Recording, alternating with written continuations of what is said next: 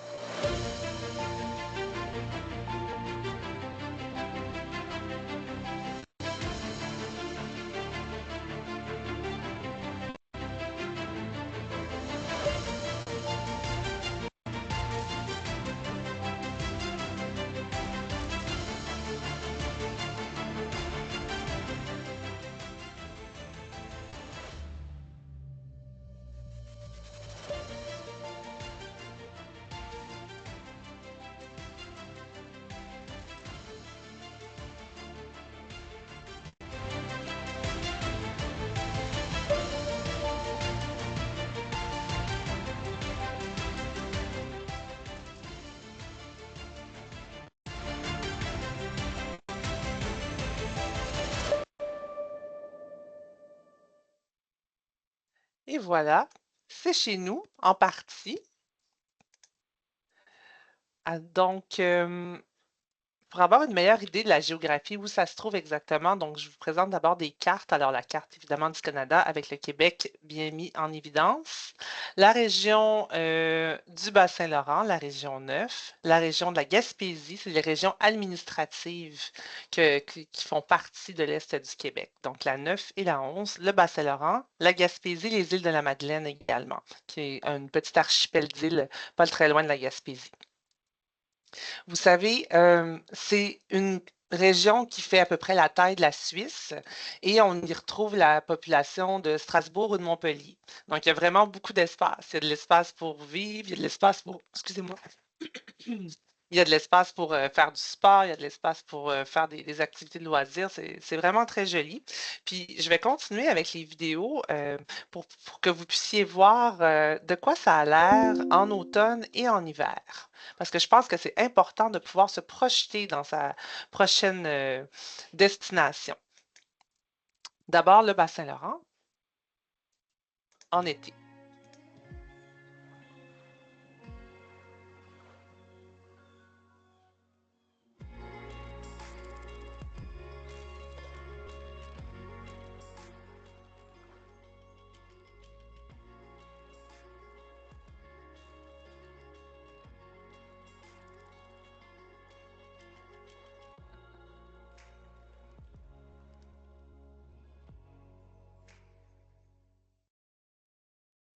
Maintenant, la Gaspésie en hiver.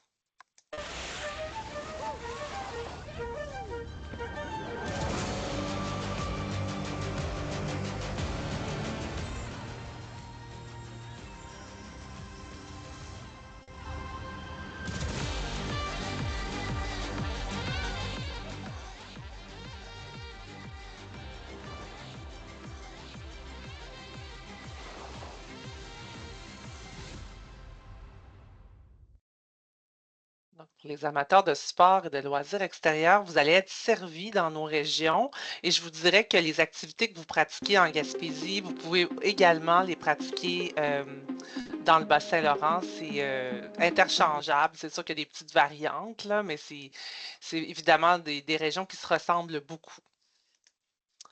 Alors, je continue avec le magnifique Rocher Percé, qui est un emblème de notre région, un monument naturel de la Gaspésie. Donc, c'est à voir absolument. Puis, pas très loin de là, il y a l'île Bonaventure avec des colonies de fous de bassin. Donc, c'est absolument magnifique. D'ailleurs, nos régions sont reconnues Elisabeth, pour... je Oui. m'excuse, tu es sur la vidéo encore là. On voit pas Ah, ton partage d'écran de pardon, ton pardon, pardon. PowerPoint. Il n'y a pas de souci. Oui, merci, merci de m'avoir indiqué cela. Juste un instant, je vais déplacer la vidéo. Est-ce que vous voyez bien mon écran? Oui, c'est parfait. Excellent. Donc, je vous montrais le magnifique Rocher Percé à voir absolument. Et l'île Bonaventure, pas très loin, avec les fous de bassin. C'est des arrêts touristiques québécois qui sont connus, autant que le stade olympique, je vous dirais. Donc, qu'est-ce qu'on fait chez nous? On fait évidemment beaucoup de plein air, des randonnées, des sports un peu plus extrêmes comme de l'escalade à flanc de montagne. Il y a vraiment de tout pour toutes les saisons et tous les types de clientèle. On a également des très grandes routes. Je vous parlais des grands espaces tout à l'heure, on le voit bien. On peut faire du vélo, n'importe quel type de vélo, même sur la plage. On peut même en faire en hiver. Du vélo de montagne, du vélo de route. Vous pouvez aussi vous balader en voiture, en motocyclette. Finalement, vraiment, tout est possible. Puis une chose qui est vraiment fantastique pour la région du Bas-Saint-Laurent notamment, on dit que c'est les deuxièmes plus beaux couchers de soleil qui se trouvent selon National Geographic. En tout cas, c'est la légende urbaine qui est véhiculée ici. Puis vous pouvez voir combien c'est spectaculaire. Il y a toujours plein de couleurs comme ceux-là. Puis il y a des montagnes également. Donc le soleil se couche, puis c'est un spectacle à chaque soir. Il y a également plusieurs activités nautiques de toutes sortes. Et en hiver, ben, on en a vu un extrait tout à l'heure et on va même jusqu'à faire de l'escalade, de l'alpinisme sur glace en pleine ville à Rivière-du-Loup. Donc, il y a vraiment toutes sortes de belles activités Puis des activités plus conventionnelles aussi comme le patinage, la glisse, le ski. Donc, vous pouvez retrouver une vie de famille, une vie d'aventurier. Il y en a pour tous les goûts finalement. Et on n'est pas qu'en nature. Je voulais quand même vous montrer une photo d'une grande foule lors des grandes fêtes TELUS à Rimouski. On accueille souvent des vedettes internationales à tous les étés, donc c'est un point de rassemblement. Il y a beaucoup de festivals dans notre région à tous les moments de l'année. Par exemple, à Gaspé, un plus petit festival, le Festival de musique du bout du monde, où on découvre la musique de partout dans le monde. Puis Gaspé, ben, c'est vraiment l'endroit, la ville la plus à l'est sur la péninsule que je vous ai montré tout à l'heure. Donc, quand on parle du continent, donc c'est à voir également. Puis vous allez pouvoir pratiquer des activités également culturelles. Il y a des écoles de musique, des écoles d'art. On est très bien structuré en matière d'infrastructures sportives. Rimouski et Rivière-du-Loup, les deux villes les plus importantes de la région, ont accueilli au cours des dernières années l'équivalent de ce que sont les Jeux olympiques, mais pour le Québec, qu'on appelle les Jeux du Québec. Donc, il y a beaucoup d'infrastructures sportives pour les sportifs en vous de toutes sortes et des infrastructures culturelles aussi. Donc, vivre dans l'Est du Québec, plus précisément, ben, c'est près de 300 000 personnes qui habitent dans nos deux régions. Il y a 4 grandes villes, Rivière-du-Loup, Rimouski, Matane et Gaspé, là où habitent entre 13 000 et 50 000 personnes. Puis il y a des dizaines de petites villes et de petits villages. Si vous préférez la vie en campagne, c'est également possible. Puis il y a beaucoup de gens de différentes communautés qui se sont installés dans nos régions parce que, notamment, on a des multinationales qui sont ici, on a aussi une université et des différents établissements d'enseignement qui recrutent des élèves à l'international. Et pour ce qui est des entreprises, c'est du recrutement de travailleurs. Donc, on a plus de 40 pays représentés dans la région.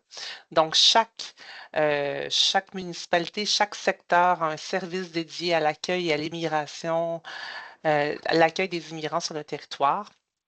Donc, ça, c'est intéressant aussi parce qu'on est toujours bien encadré. Il y a toujours de l'aide pour pouvoir mener une belle vie d'expatriés et éventuellement de nouveaux Québécois. Il y a aussi beaucoup d'entreprises, là, si vous voulez travailler. Il y a quelques milliers d'entreprises dans à peu près tous les secteurs de l'activité. Donc, c'est vraiment très diversifié à cet égard également. Et là, je vous montre une belle photo d'un de nos centres de formation professionnelle. Celui-là est à Rimouski, comme à Rivière-du-Loup. Comme vous pouvez voir, il est bien couvert, hein. On n'a pas le choix parce que l'hiver, il y a la neige qui tombe, donc on ne peut pas avoir des pavillons ouverts. Tout est fermé, mais à l'intérieur, il y a plein d'ateliers de formation pour, dans ce cas-ci, à peu près 25 programmes. Donc, les grands propulseurs Québec, ce que ça permet, c'est quelques 1700 diplômés à chaque année sur l'ensemble du territoire. On offre une trentaine de programmes d'études, dont plus de 20 à l'international. Puis il y a des centaines d'enseignants spécialisés dans leur domaine, donc des gens qui ont déjà pratiqué le métier, qui reviennent dans leur centre de formation pour pouvoir donner des cours et passer leur savoir aux suivants pour former la main-d'œuvre de demain. Il y a différents modes d'enseignement. Il y a des modes plus traditionnels, il y a des modes à distance, il y a des modes alternance travail-études, il y a des entrées individualisées. Vous pouvez commencer votre formation à n'importe quel moment de l'année. Donc, tout dépendant du programme que vous choisissez et du lieu que vous choisissez, vous aurez accès à différents modes d'enseignement.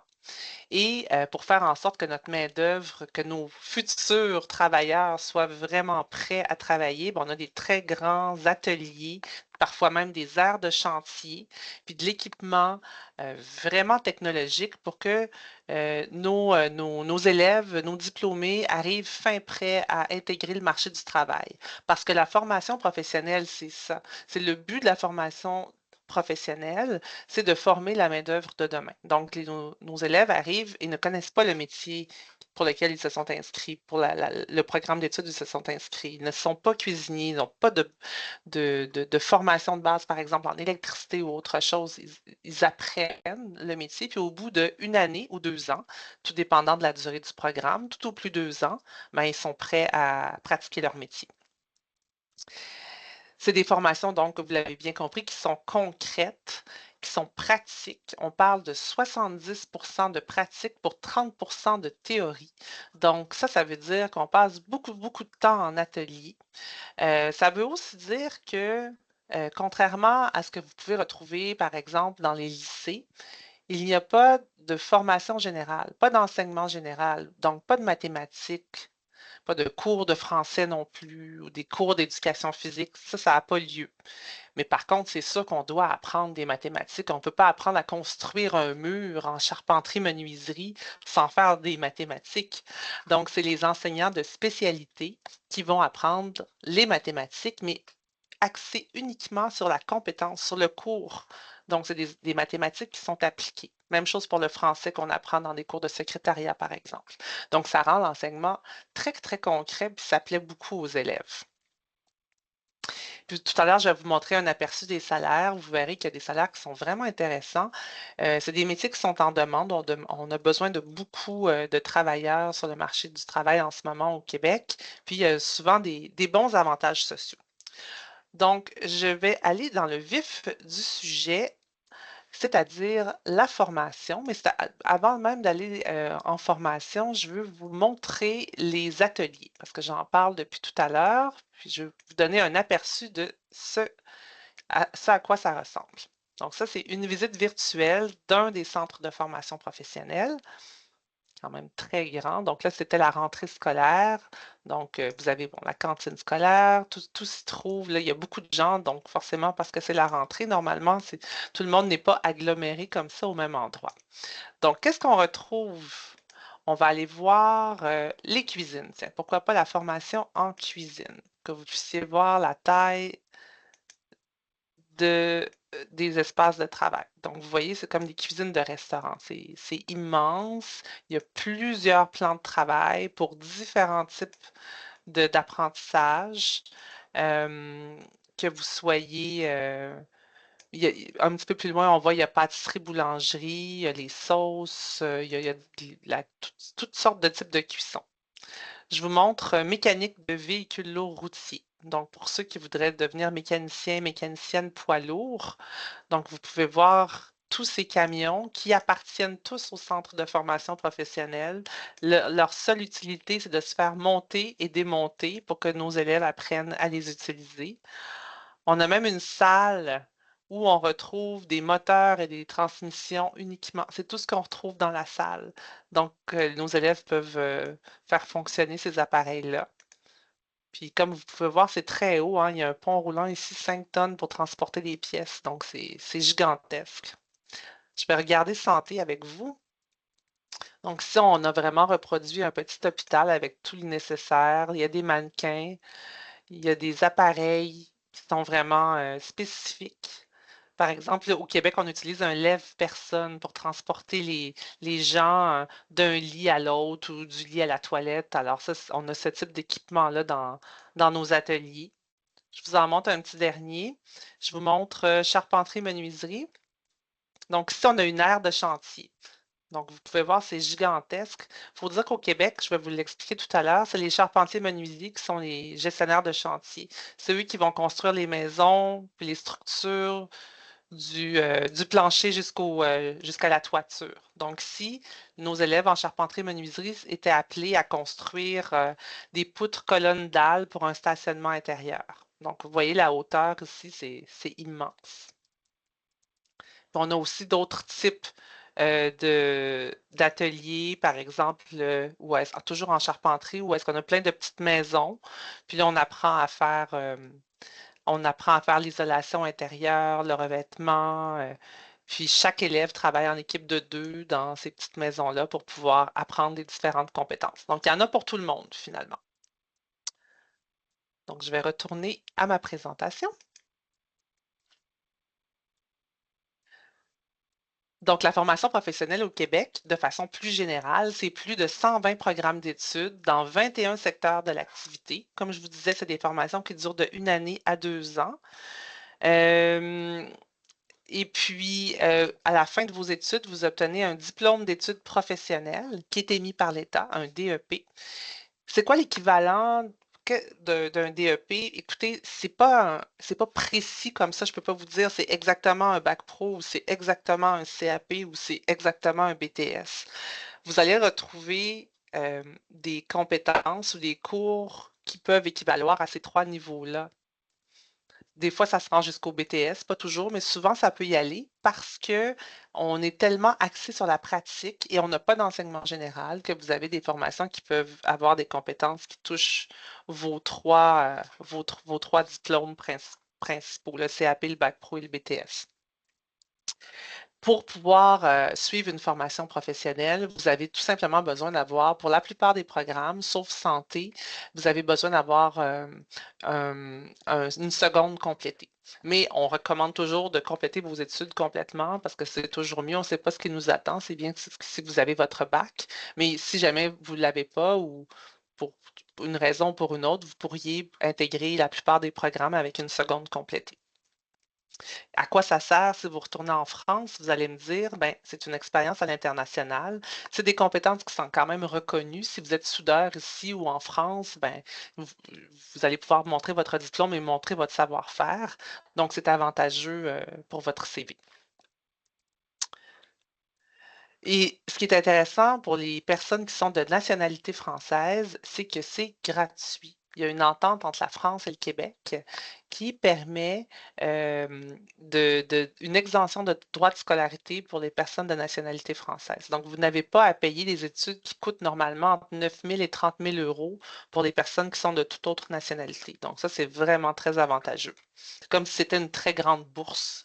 C'est les mêmes, c'est exactement le même prix que nous, on paie au Québec comme Québécois.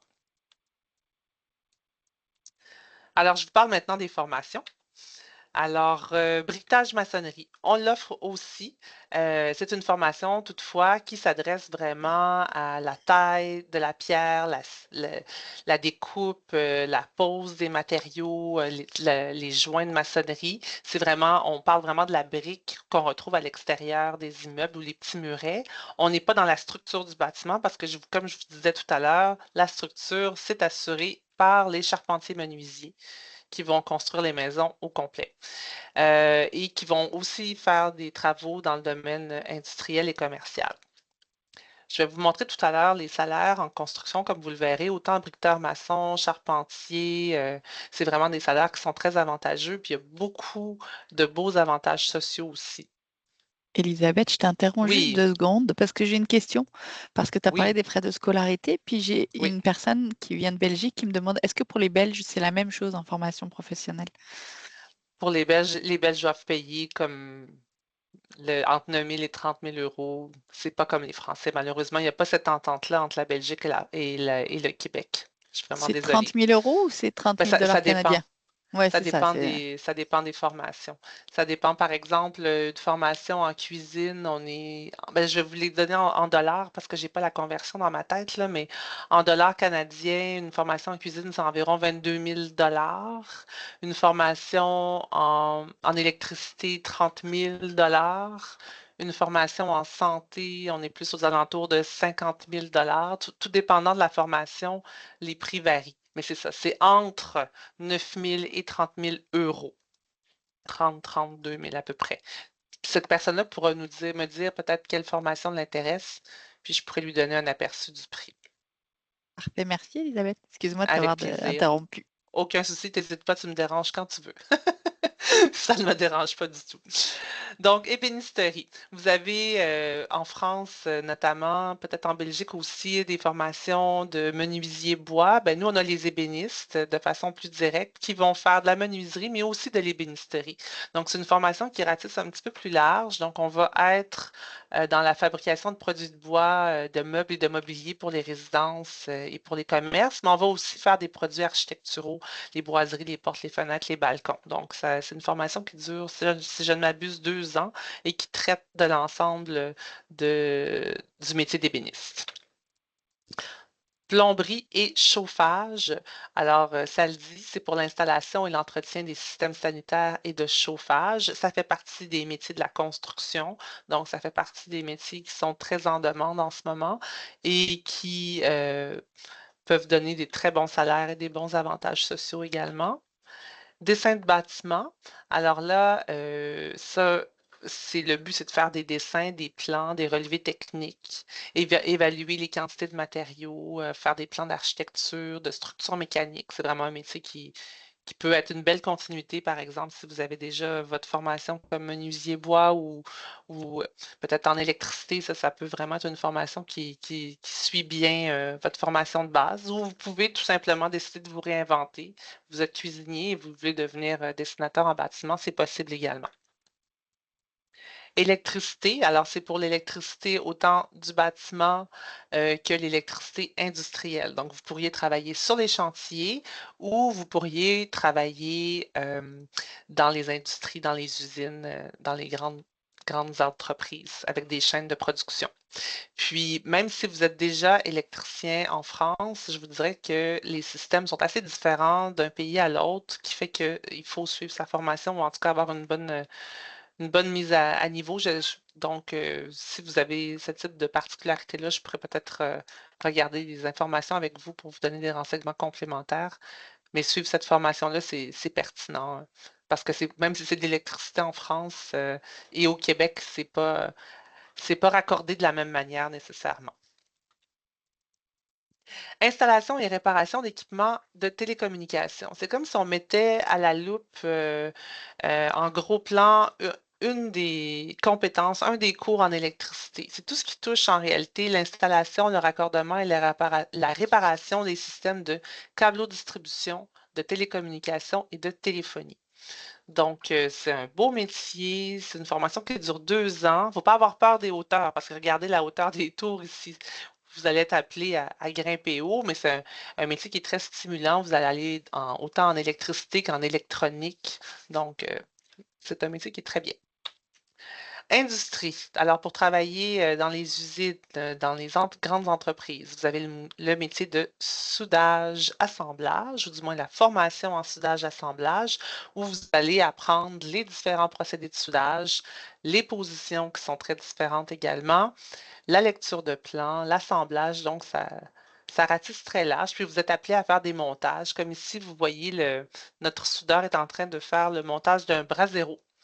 Et chaque élève dans ce centre doit faire ce montage-là pour réussir le cours. Puis ils peuvent aussi faire des projets personnels. Donc, il y a des gens, des fois, qui vont se souder une remorque ou différents produits.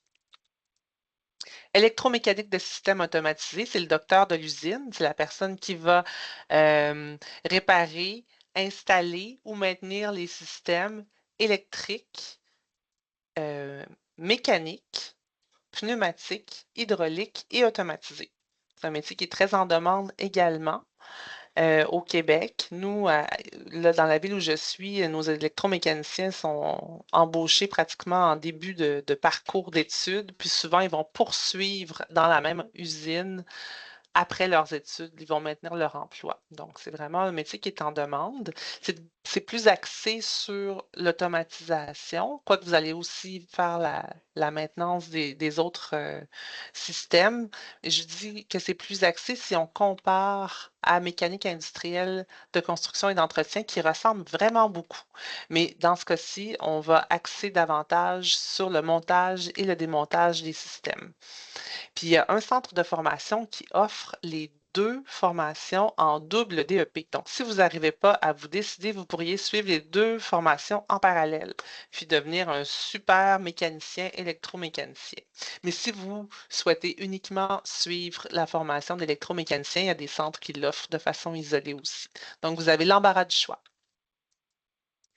Pêche professionnelle. Alors, si vous avez l'esprit aventurier, que vous avez envie de partir en mer et de braver la tempête comme les mers plus calmes pour aller chercher du homard dans le fleuve Saint-Laurent, c'est possible. En fait, là, on est plutôt presque rendu dans l'océan. Ça se trouve aux îles de la Madeleine, qui est d'ailleurs un lieu qui est tout simplement sublime au Québec. Et c'est là où on apprend le métier de pêcheur professionnel. Production acéricole. Vous savez, le sirop d'érable au Québec, c'est une industrie. Je sais que c'est un peu bucolique ou folklorique quand on voit la petite bouteille en feuille d'érable au supermarché, mais chez nous, c'est vraiment une industrie. On pose des tuyaux bleus comme ceux-là qu'on appelle de la tubulure là, sur des grandes forêts pour pouvoir extraire le sirop d'érable des érables et en faire la transformation comme dans l'usine qu'on voit ici. On fait évaporer l'eau, on transforme l'eau d'érable en sirop, on peut le transformer en cire d'érable, en beurre d'érable, il y a toutes sortes de transformations possibles. Donc, vous voyez bien que cette industrie-là doit être comme on est acériculteur à l'année. Il faut préparer la forêt, recueillir l'eau, en faire la transformation. Donc, il y a vraiment plusieurs étapes. Alors, si ça vous intéresse de vivre cette belle aventure-là, c'est une formation qui dure juste une année. Ça rentre très bien dans une année césure d'ailleurs. Puis là, vous devenez acériculteur. Après ça, vous pouvez décider de rester ou pas pour pratiquer le métier, mais ça peut être juste une belle aventure ou ça peut devenir un vrai métier. Santé. Alors, nous avons la formation en santé, assistance et soins infirmiers pour devenir infirmier, infirmière auxiliaire. Il y a plusieurs niveaux d'infirmiers au Québec. Ce que je comprends, c'est qu'en France, tout est un peu sous le même chapeau, mais au Québec, on divise le métier en plusieurs étapes, je vous dirais. Il y a l'aide-soignant, qu'on appelle le préposé aux bénéficiaires qui va donner des soins de base. Il y a l'infirmière auxiliaire qui donne des soins de base et qui va également faire certains actes médicaux. Donc, l'infirmière ou l'infirmier auxiliaire, c'est vraiment la personne qui est en lien avec le patient sur une équipe de soins, ainsi que le préposé aux bénéficiaires. Quand on devient infirmier ou infirmière tout court, bien, sur un plancher dans un hôpital, on va être en contact beaucoup avec le médecin, avec les équipes d'infirmiers et d'infirmières auxiliaires. Donc, c'est plus un poste de gestion que l'infirmier occupe. Puis là, après ça, bien, on a les infirmiers cliniciens, les infirmières praticiennes qui pratiquent un peu comme un médecin.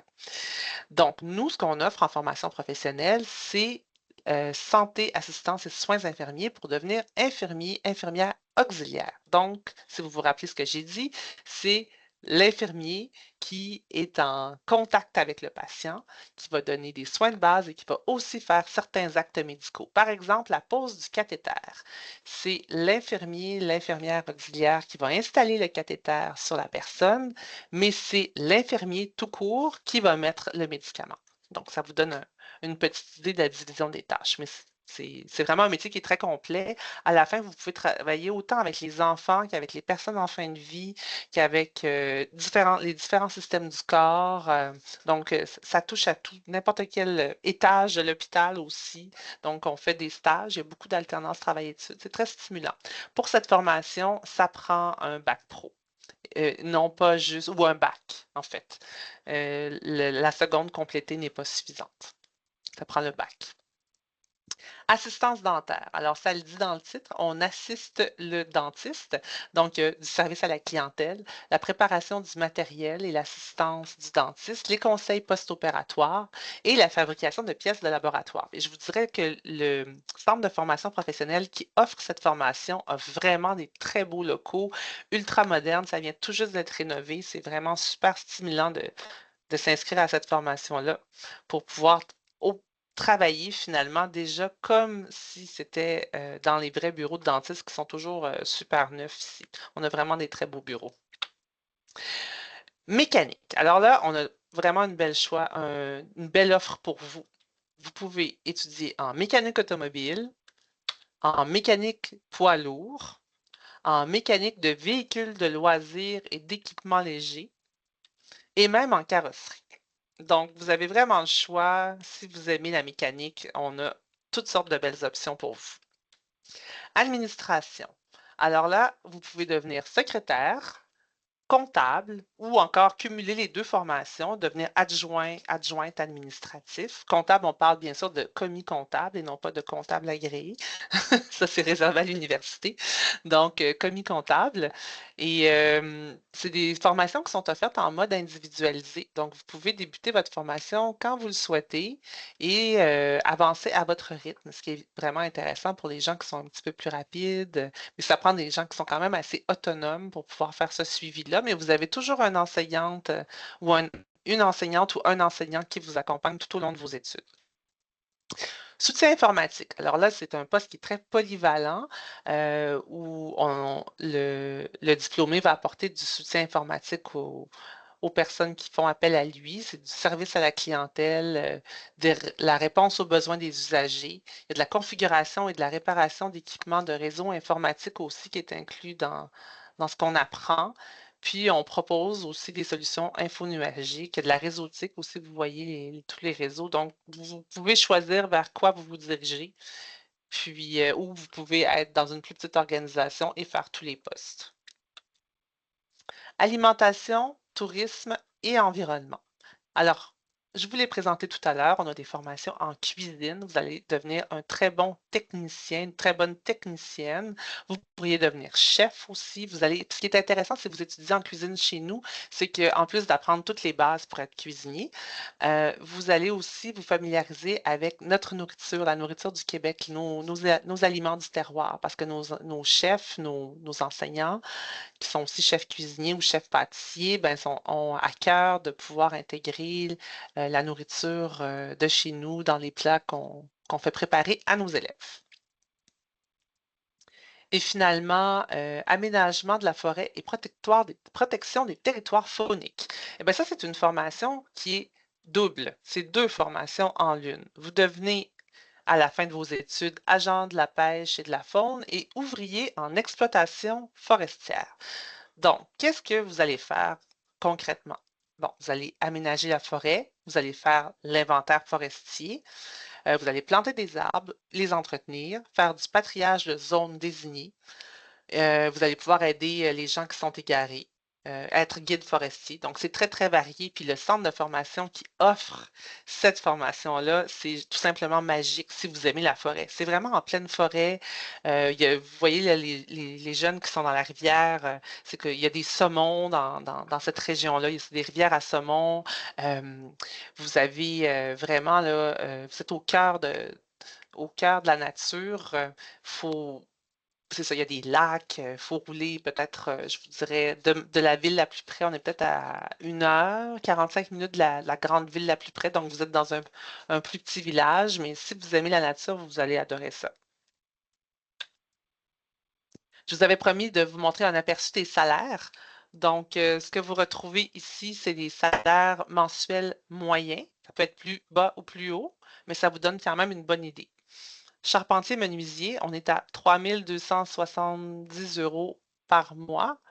Les métiers de la construction, les métiers en usine aussi, en entreprise, sont valorisés chez nous parce qu'on a manqué de travailleurs, donc les entreprises ont augmenté les salaires. Puis, pour tout ce qui est construction, il y a des syndicats nationaux qui gèrent l'ensemble de l'offre, donc qui vont s'occuper de tous nos travailleurs de la construction. Donc, les salaires sont tous les mêmes pour les travailleurs, puis les avantages sociaux aussi, qui sont très, très compétitifs, même meilleurs que ceux de la fonction publique. Électricien, on parle de 3 640 € par mois. Électromécanicien, qui est un très, très bon métier aussi. C'est un petit peu plus bas, mais c'est quand même vraiment un bon salaire. Puis comme je vous disais, ça peut aller plus haut aussi. Assistance dentaire. Ce qui est intéressant aussi avec électromécanicien, c'est que vous allez être à l'intérieur, vous ne serez pas dehors. Si vous ne voulez pas travailler dans le vent ou avec il y en a qui adorent ça, mais il y en a qui préfèrent être à l'intérieur. Donc ça peut être intéressant aussi. Vous allez être en usine. Assistance dentaire, 2 240 € par mois, moyen. Soudeur, 2 425.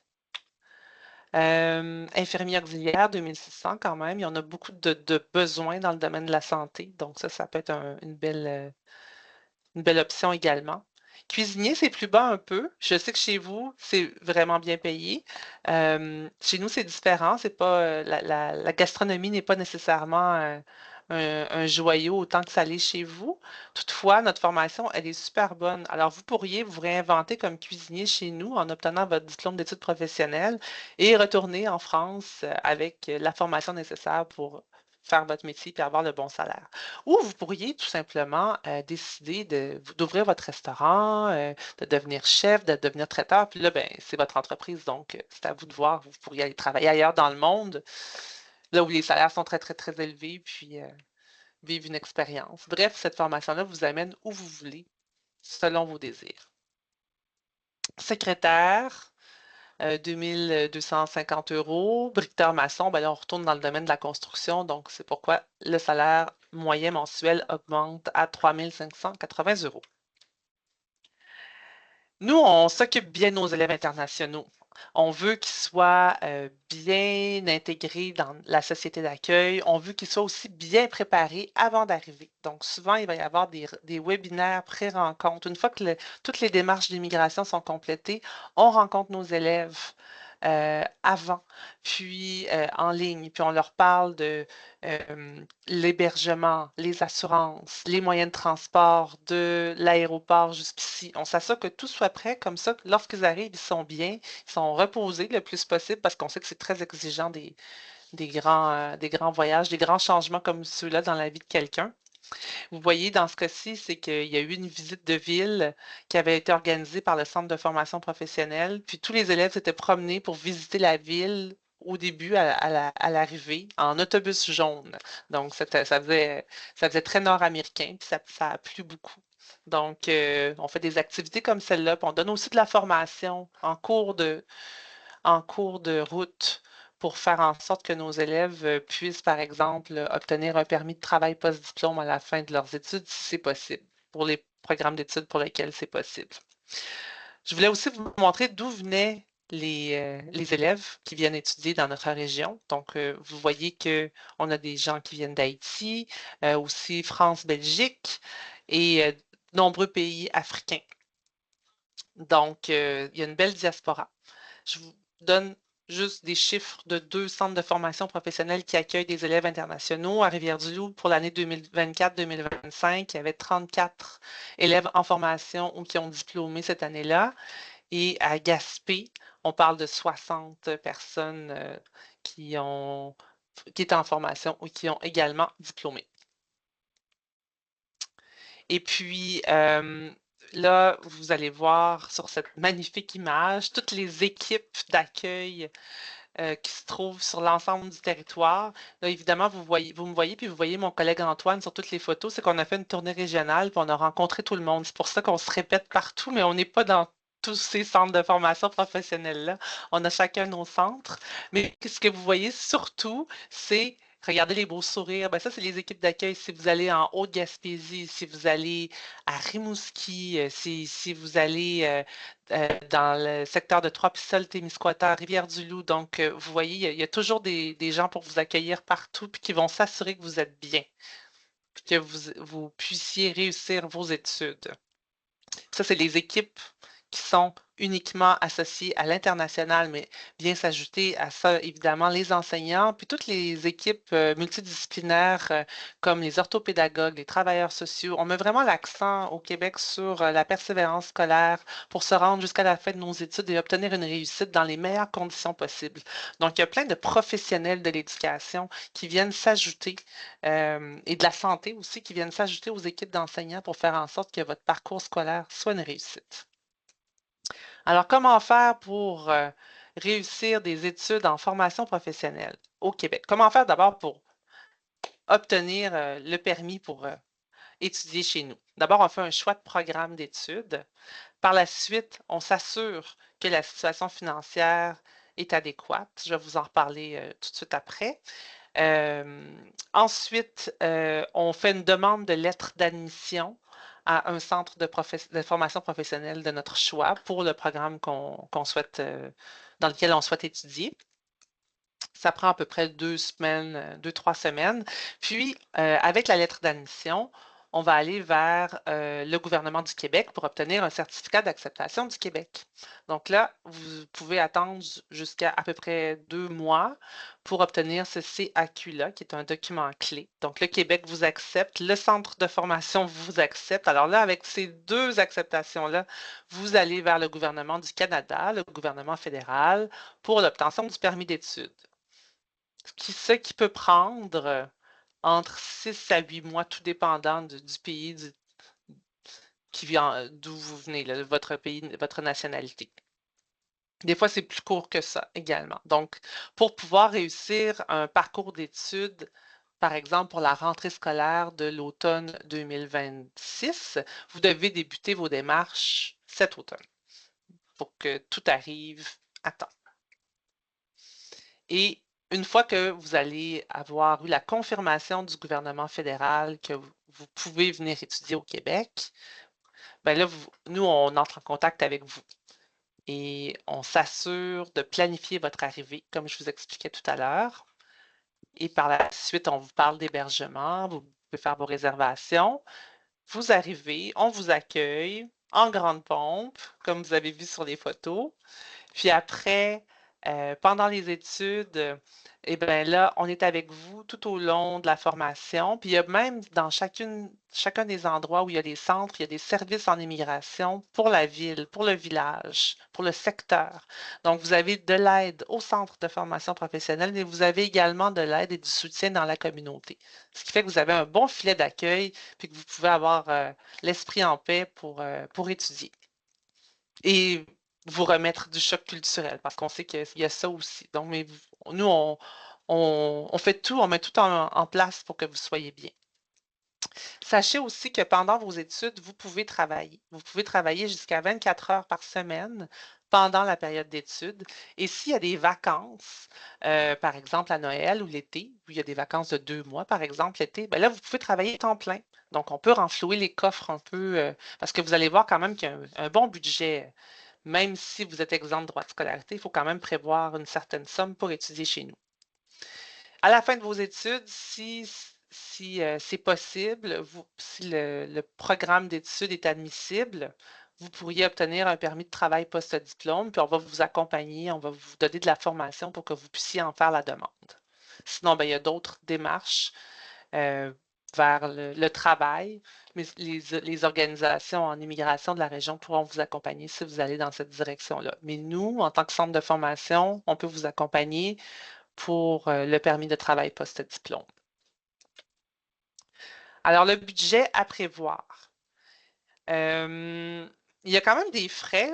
On ne va pas analyser ça en détail, mais juste pour vous donner un aperçu, qu'est-ce que ça peut coûter en matière de frais administratifs pour le dossier d'admission, le CAQ, le permis d'études, les données biométriques, on parle de 400, 500 euros. Les frais de transport, il faut le calculer aussi, 1000 euros à peu près, tout dépendant d'où vous partez. L'installation, donc les branchements au service public, les dépôts pour le premier loyer, quelques centaines d'euros. Puis les frais annuels de subsistance pour une personne seule, 9 300 euros, famille de 4, 16 400. Donc, il faut quand même avoir pensé à tout ça. Et pourquoi il faut avoir pensé à tout ça avant de partir? C'est que le gouvernement, lui, il pense. Le gouvernement du Canada dit, moi, je veux des gens qui sont prêts financièrement avant qu'ils immigrent sur le territoire. Donc, ils doivent me prouver leur capacité financière. Ça veut dire qu'avant même d'arriver, avant même d'obtenir votre permis d'études, vous allez devoir avoir dans votre compte en banque de l'argent. Pour une personne seule, on parle de 15 000 euros, deux personnes, 21 000 euros. Donc, vous devez, par exemple, avoir cet argent-là dans votre compte pendant 3 mois lorsque le gouvernement va prendre sa photo pour voir si vous avez bien l'argent pour réaliser votre projet. Ça peut être une garantie immobilière aussi. Vous pouvez prendre une garantie sur votre maison. Il peut y avoir un garant, une personne autour de vous, un parent, un proche qui peut vous prêter de l'argent. C'est votre argent en passant. Il n'y a personne qui va la prendre. C'est juste qu'on veut que les gens aient des sous avant d'arriver ici. Voilà. Et j'aimerais ça terminer avant les questions en vous montrant une dernière petite vidéo, un témoignage d'un élève qui est heureux et qui a réussi le projet pour que vous voyez que c'est possible. Merci. Alors, Attendez. Voilà. Ilan, dis-moi pourquoi tu as choisi de venir faire un projet d'études à l'international au Québec? Alors j'ai choisi de partir pour avoir plus d'expérience dans le bois, pour en apprendre un peu plus. On est dans le pays pour moi du bois, des maisons américaines, des maisons en bois rond. Donc c'est vraiment, on a plusieurs spécificités. Ce que même j'ai trouvé dans cette formation en continuant les mois et les mois, les examens, tout ça, c'est qu'on touche à tout. On peut avoir un peu de théorie, mais on va avoir beaucoup de pratique. Donc vraiment, on a énormément d'expériences qui rentrent en compte. Et juste pour ça, c'est formidable. Qu'est-ce que tu penses jusqu'à maintenant de ton expérience au Pavillon de l'Avenir? Très bonne expérience. C'est des gens qui sont là pour t'aider, pour te soutenir, que ce soit au niveau de quand tu es en cours ou en dehors des cours. On va avoir les gens, si tu as des questions, si tu as quoi que ce soit, ils vont être là pour te répondre, pour t'aider. Après, dans le pavillon, on a une superbe école avec des moyens mis en jeu pour, par exemple, des activités en dehors des cours. On va avoir du sport, on va avoir du hockey, on peut aller à la salle de sport, on peut aller faire du patin, on peut avoir plein d'activités possibles.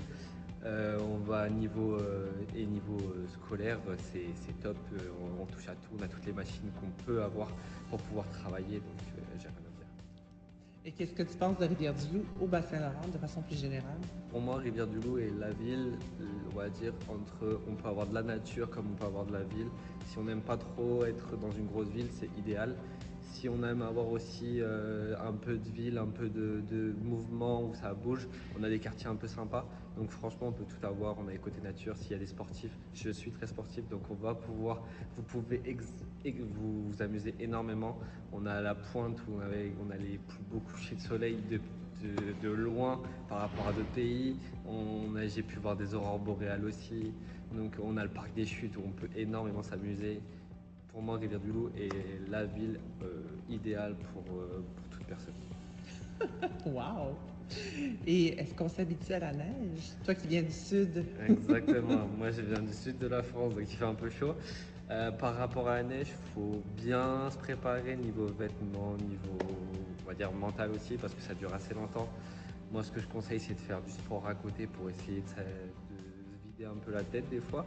Mais si on aime un peu s'amuser, faire du patin, faire du hockey, il faut pouvoir vivre pendant 6 mois. Il ne faut pas rester chez soi, mais il faut vivre.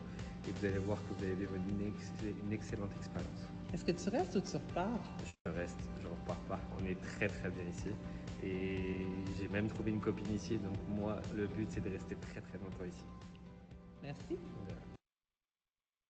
Et voilà. Est-ce qu'il y a des questions? Oui, j'en ai une pour toi, Elisabeth. Merci déjà pour la présentation. C'est toujours super agréable et très intéressant d'entendre des établissements se présenter. Puis parler de leur région aussi, parce qu'on ne parle pas que de l'établissement, on choisit un cadre de vie aussi. Est-ce que tu pourrais dire à la personne qui reste avec nous si l'ASP gestion d'une entreprise de construction est accessible aux non-canadiens ou en tout cas aux étudiants de l'international? Un ASP? L'ASP, l'ASP, c'est une spécialisation normalement. Est-ce que c'est l'AEP ou l'ASP? Parce que c'est pas la même chose. C'est ça. C'est On va parler de si l'ASP. c'est une ASP, il faut normalement que ça soit précédé. Est-ce que c'est en gestion d'une entreprise de la construction? C'est ça la question? Oui, mais je lui ai Ah, ouvert OK. son Oui, oui, micro. oui, oui, oui, Donc, oui. s'il veut, ou si elle veut, ouvrir son micro et poser la question directement. S'il vous plaît. Mais Pour être sûr que je comprenne bien. elle a indiqué ASP dans le clavardage, En gestion Elisabeth. d'une entreprise de la construction. Oui, Oui, oui, c'est ouvert. Absolument. C'est possible. Oui. Cette formation-là ne requiert pas de préalable. Donc pas obligé d'avoir fait une autre formation du domaine de la construction pour suivre cette formation. C'est offert à Lévis, je crois. j'avoue que j'ai pas été regarder si c'était offert à Lévis. Oui. Oui. C'est très spécifique. Car une fois, vous, Monsieur Rouaba ou Madame Rouaba, vous pouvez ouvrir votre micro. Vous dites que vous n'y arrivez pas. Attendez. C'est ça. Non, il n'y a que vous. Moi, je peux. Si je vous le désactive, là, ça, vous y avez plus accès. Là, si j'autorise le micro, logiquement, vous devriez avoir accès. On va appuyer sur le petit micro. Ouais, mais il dit que ça marche pas. Est-ce que j'ai répondu à votre question? Est-ce que c'était... Bah, je pense que oui, tu as répondu. Si c'est admissible, je pense qu'il a dû trouver cette formation quelque part. Mais c'est comme s'il disait que le micro était verrouillé. Donc, il dit oui, Elisabeth, tu as répondu à sa D'accord. question. C'est parfait. Est-ce qu'il y avait une autre question pour Elisabeth? Sinon, c'est moi qui vais reprendre très rapidement la fin de ma présentation. Je vais la partager tout de suite de mon côté.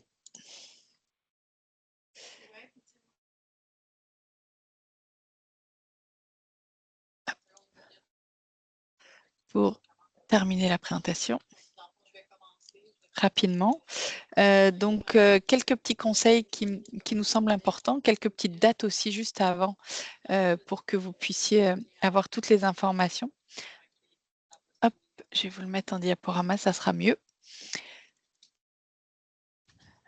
Donc, le temps que ça s'organise. Donc, vous pouvez aller sur les sites internet, choisir le cœur du Québec pour postuler. Donc, créer votre profil et avoir accès à tous les programmes d'études et toutes les offres d'emploi en fait qui sont sur le site internet et demander un entretien pour les établissements ou les programmes d'études qui vous intéressent.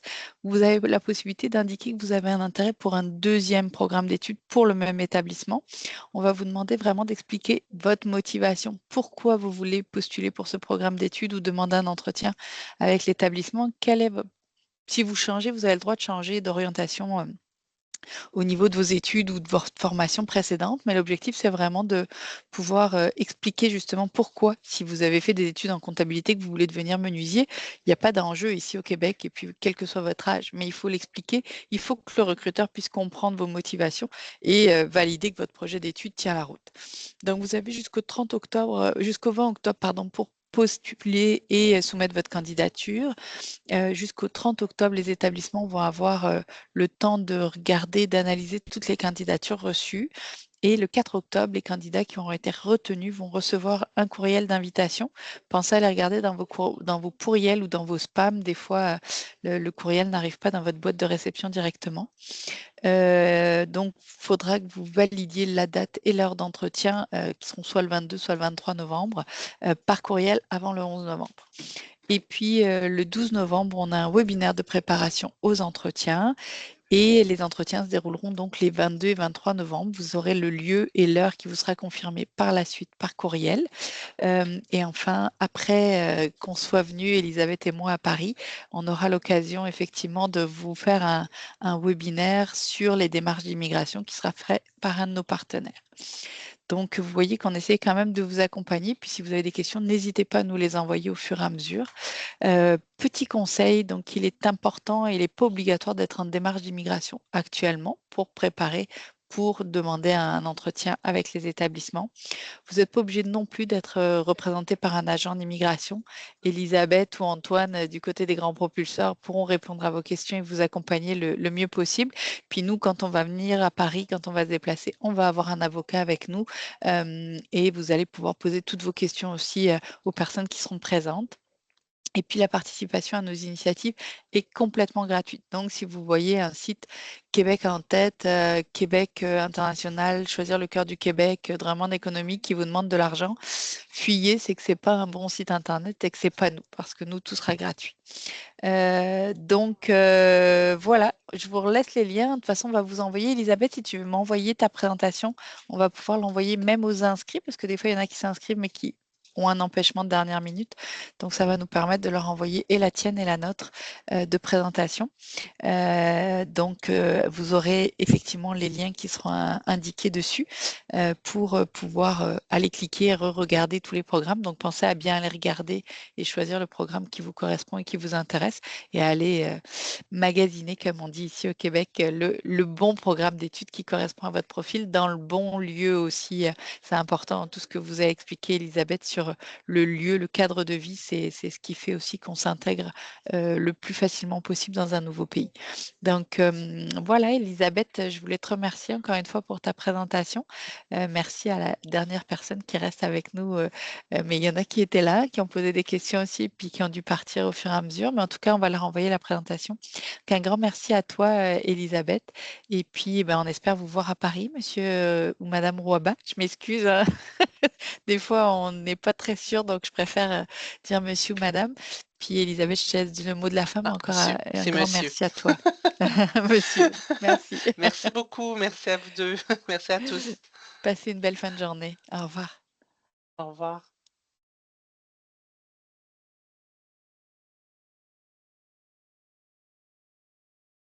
Ah. Donc, tu t'en vas à la